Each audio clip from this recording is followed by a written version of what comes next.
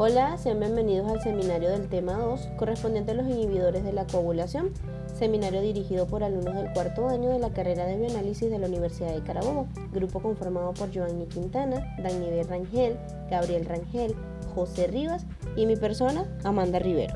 La hemostasia es un sistema complejo que incluye una serie de reacciones proteolíticas que secuencialmente generan una gran variedad de enzimas. El proceso de control fisiológico de la coagulación es llevado a cabo por una serie de mecanismos endógenos donde existe una gran familia de proteínas plasmáticas con capacidad para inhibir o inactivar a los llamados cofactores de la coagulación. Así que es de esperarse que cuando existen deficiencias tanto congénitas como adquiridas de estos inhibidores fisiológicos, hay claramente una tendencia trombótica. Como puntos de control fisiológico se tienen el flujo sanguíneo, depuración hepática, inhibición por retroalimentación e inhibición bioquímica. Como primer punto de control tenemos al flujo sanguíneo. La vasoconstricción vascular disminuye temporalmente la velocidad del flujo sanguíneo a través del vaso lesionado, lo cual favorece la formación del coágulo. Asimismo, la constricción actúa para forzar a las plaquetas y a los factores de coagulación a entrar en contacto con este. Esto promueve la activación de la hemostasia tanto primaria como secundaria. Ahora bien, el retorno del flujo normal de la sangre a través de la parte lesionada actúa para limitar la coagulación al diluir continuamente los factores activados y alejarlo de esta zona. Depuración hepática. Al llevar la sangre los factores de la coagulación activados al hígado, estos son retirados definitivamente por los hepatocitos.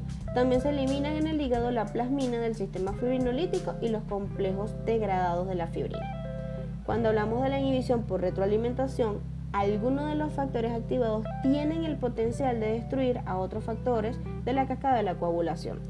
Por ejemplo, la trombina tiene la capacidad de activar temporalmente a los factores 5 y 8, pero al aumentar su concentración, estos factores sufren destrucción proteolítica por la misma enzima. Por medio de este tipo de inhibición por retroalimentación, estas enzimas limitan su propia producción. La coagulación también se controla directamente por el producto final, la fibrina, la cual tiene una fuerte afinidad por la trombina. Ya por último, hablando de la inhibición bioquímica, en este tipo de inhibidores son proteínas plasmáticas solubles que regulan las reacciones enzimáticas de las serinas proteasas y evitan el inicio o la amplificación de la cascada de la coagulación. Estos inhibidores de las proteasas incluyen antitrombina 3, cofactor 2 de la heparina, inhibidor de la vía del factor tisular, proteína C, proteína S, alfa 2 macroglobulina, alfa 1 antitripsina e inactivador de la C1. Además de estos inhibidores naturales, algunas personas en ocasiones forman anticuerpos que tienen la capacidad de neutralizar las propiedades proaglutinantes o procoagulantes del factor de la coagulación específico, denominados inhibidores adquiridos. A grosso modo, se entiende por inhibidores de la coagulación aquellas sustancias que son capaces de inhibir la acción biológica de uno o más factores de la coagulación, existiendo así tanto inhibidores naturales como inhibidores adquiridos. Mecanismo de inhibición de la coagulación. Sistema antitrombina. La heparina induce un cambio conformacional en la antitrombina, que resulta de una mejor exposición del sitio activo de la antitrombina para interactuar con la enzima, neutralizando la proteasa de la coagulación a través de la interacción del sitio reactivo, que es la arginina, en la antitrombina y un centro activo, que sería la serina, en la enzima. La interacción de trombina se le conoce como mecanismo de puente porque la heparina, a través de su carga negativa, reacciona con las cargas positivas de la antitrombina. Por otro lado, la trombina, a través de su región anión building exon 2, interactúa con las cargas negativas de la heparina. De este modo, se produce un acercamiento de estos dos componentes, que serían antitrombina, trombina y heparina, que favorece la inhibición de la trombina. En cambio, la neutralización de los factores 10 activos por parte de la heparina se lleva a cabo por un mecanismo alostérico, en donde la heparina está unido a la antitrombina, pero no interactúa con el factor 10 activo. La heparina, de bajo peso molecular, tiene cadenas más cortas y solo tiene capacidad de acelerar las reacciones antitrombina factor 10 activo, porque no necesita unirse a la enzima. En cambio, la trombina necesita unirse a las cadenas de heparina para interactuar eficientemente con la antitrombina. Por este motivo, la heparina de bajo peso molecular interactúa solo con el factor 10 activo y la heparina convencional tiene capacidad de interactuar con ambas enzimas, la trombina y el factor 10 activo. Sistema de la proteína C. La trombina, formada en el proceso de la coagulación, está íntimamente implicada en la activación de la proteína C, iniciando un mecanismo de retroalimentación negativa que inhibe la formación de esta misma trombina. La activación de la proteína C requiere la formación de un complejo trombina-trombomodulina, que no es más que una proteína de membrana presente en la superficie endotelial. El complejo trombina-trombomodulina cataliza la activación de la proteína C a proteína C activa. La proteína C activada, en unión a su cofactor, que es la proteína S, hidroliza los factores 5 y 8 activo, inhibiendo así la formación del complejo factor 9 y 8 activo y el factor 10 activo 5 activo, que es la trombobinasa. Inhibidores de la vía extrínseca. El inhibidor de la vía del factor tisular puede unirse al factor 10 activado e inhibir su funcionamiento enzimático. Sin embargo, el dominio GLAB, por sus siglas, y el calcio son necesarios para la inhibición del factor 7 activado y factor tisular. Por esta misma, la inhibición ocurre en dos etapas. La primera etapa es cuando el inhibidor de la vía de factor tisular por el Kunix-2 se une al factor 10 activado en presencia del calcio. La segunda etapa es cuando este complejo se une al factor 7 activado y factor tisular a través del Kunix-1 por un mecanismo que necesita el factor 7 activado en su conformación dependiente del calcio. El resultado final es la formación de un complejo cuaternario inactivado que se depura como tal. Inhibidor de la proteasa dependiente de la proteína Z. Este inhibidor, en presencia de la proteína Z y el calcio, inhibe rápidamente el factor 10 activado.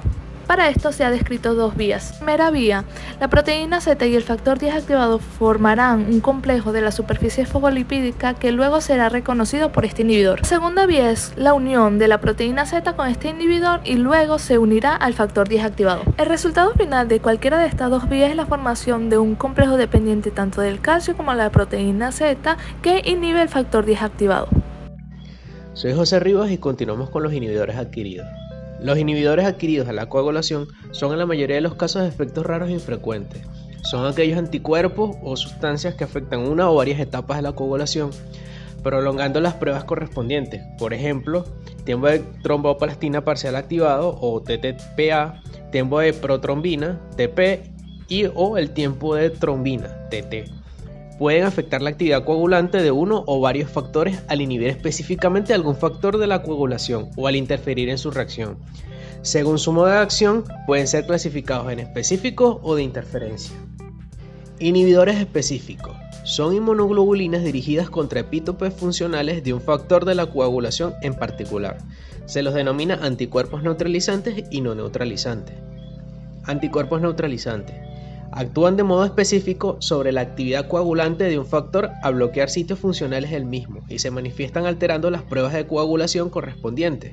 Se citan el desarrollo de inhibidores antifactor 8 o antifactor 9 en pacientes hemofílicos con aloanticuerpos o isoanticuerpos.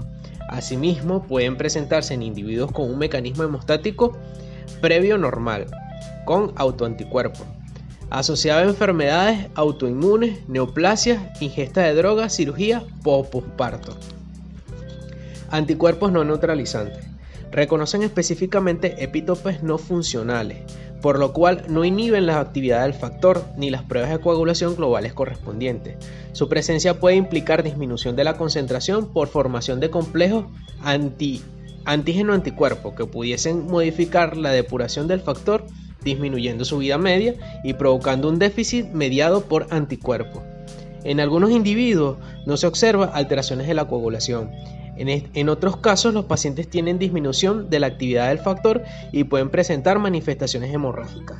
Inhibidores de interferencia. Son inmunoglobulinas u otras sustancias que por diversos mecanismos interfieren en el proceso de coagulación in vitro, pudiendo afectar la determinación de la actividad coagulante de los factores involucrados en la vía alterada.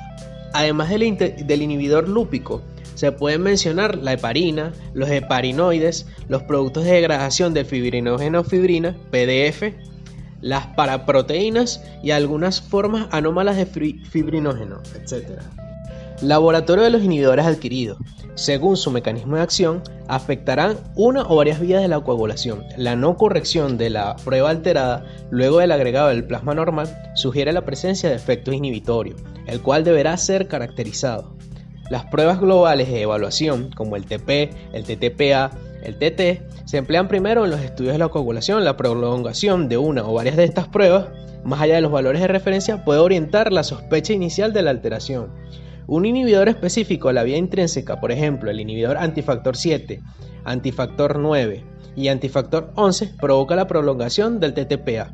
En cambio, el TP y el TT serán normales en esta prueba. Frente a un inhibidor del antifactor 7, que es un factor exclusivo de la vía extrínseca, se espera encontrar un valor TP anormal, con valores de TTPA y TT normales. Los inhibidores antifactor 5, antifactor 10 y antifactor 2 que participan en la vía común dan lugar tanto a la prolongación del TTPA como el TP, mientras el TT en estos casos es normal. Aspectos de laboratorio del inhibidor del factor único. Las pruebas de laboratorio en los pacientes con inhibidores de los factores 8 y 9 semejan a las que se encuentran en quienes padecen deficiencias intensas. El TTPA está notablemente prolongado y otras pruebas de detección son normales.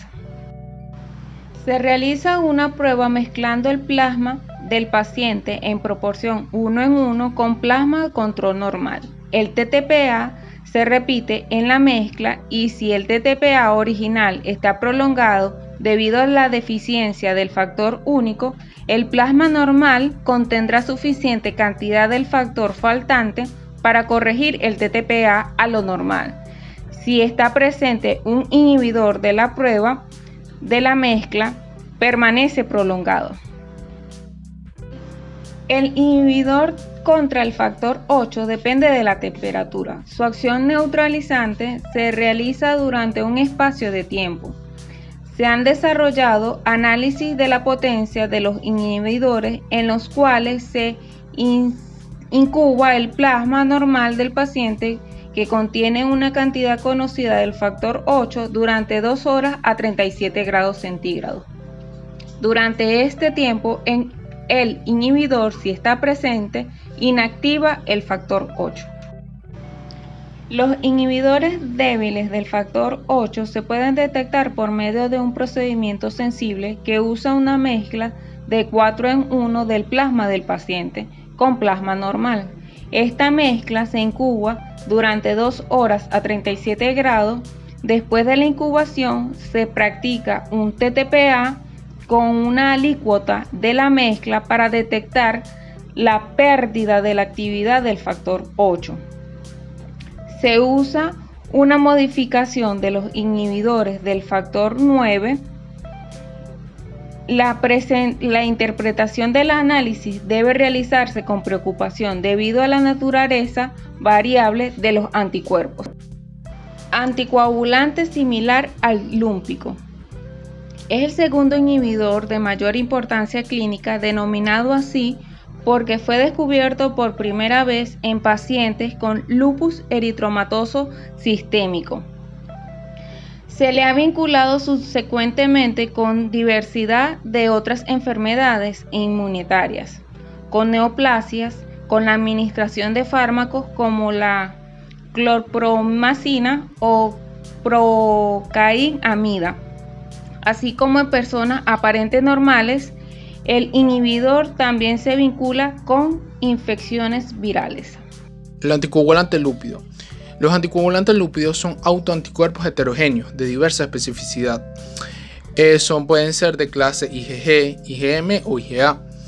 Estos inmunoglobulinas tienen como diana los fosfolípidos cargados negativamente, ya sea por ejemplo la cardiolipina, la fosfatidilcerina, fosfatidilinositol o el ácido fosfatídico. Estas inmunoglobulinas in vivo no se ha demostrado que anticoagulan la sangre, pero in vitro sí.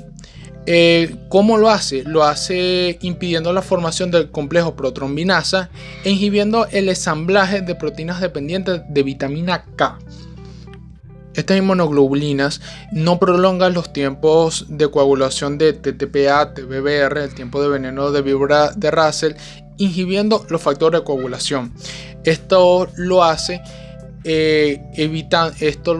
inhibiendo la formación de complejos proteominasa, como ya lo mencioné, y de las proteínas dependientes de vitamina K, pero es cuando se une a los fosfolípidos aniónicos y a su vez inhibe indirectamente los factores de coagulación, pero no lo hace directamente.